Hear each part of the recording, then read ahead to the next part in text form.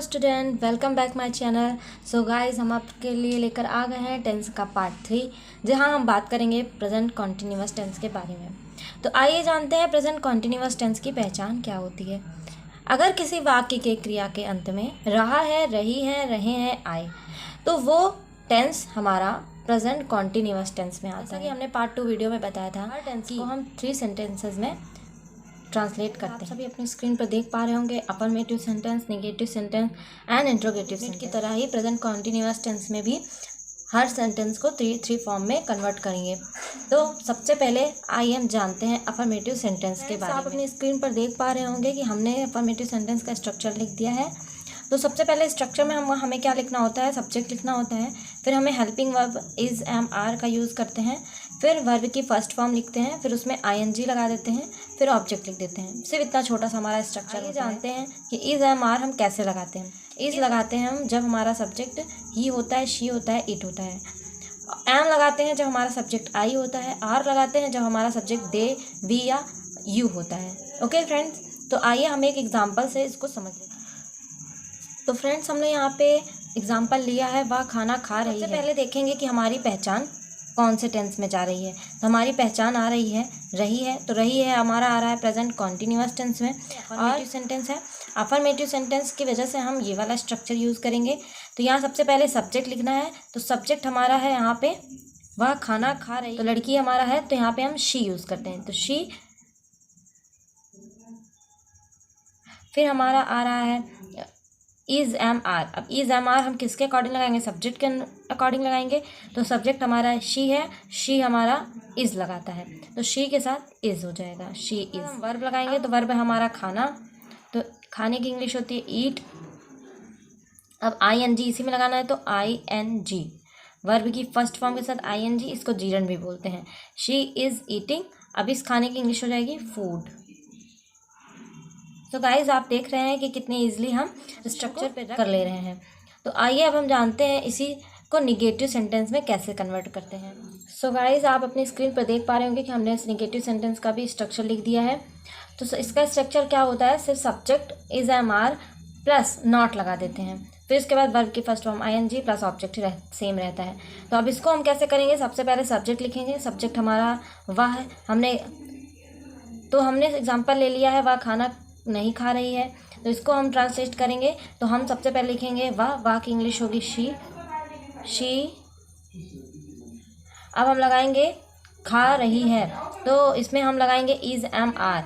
तो is, am, are हम किसके अकॉर्डिंग लगाएंगे, शी के अकॉर्डिंग। तो शी हमारा हमने बताया कि इज में आएगा, तो हम यहाँ पे इज लगाएंगे, शी इज।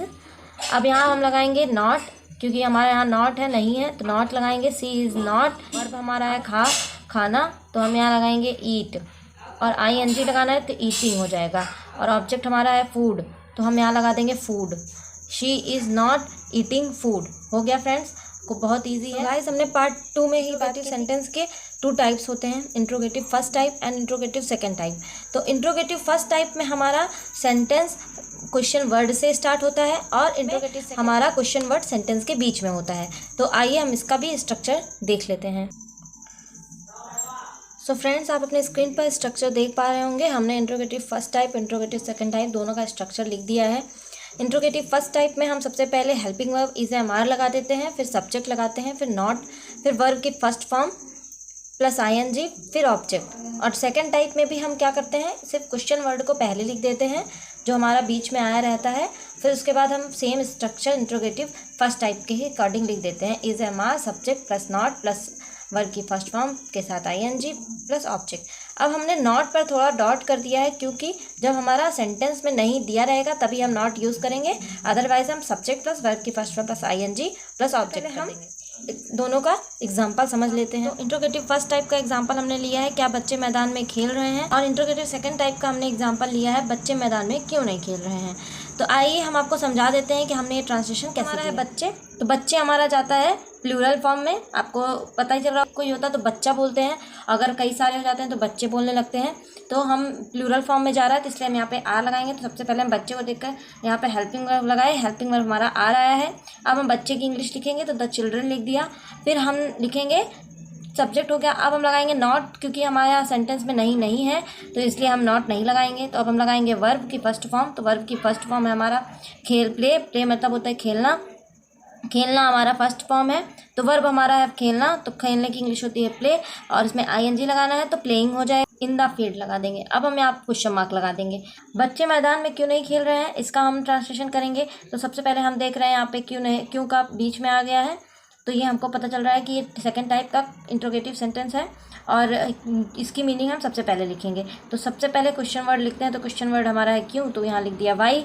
फिर हम लगाते हैं इज MR में से किसी एक को, तो हम सब्जेक्ट को देखकर लगाएंगे। सब्जेक्ट हमारा है बच्चे, तो बच्चे द चिल्ड्रन को हम है, तो हम सबसे पहले R लगाएंगे। तो उसके बाद हम बच्चे की इंग्लिश लिखेंगे द चिल्ड्रन।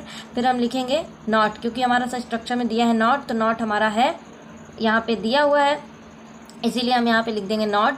उसके बाद हम लगाएंगे वर्ब है हमारा खेलना, तो खेलने की इंग्लिश होती है प्ले, और ING लगा देना है तो हम प्लेइंग कर देंगे।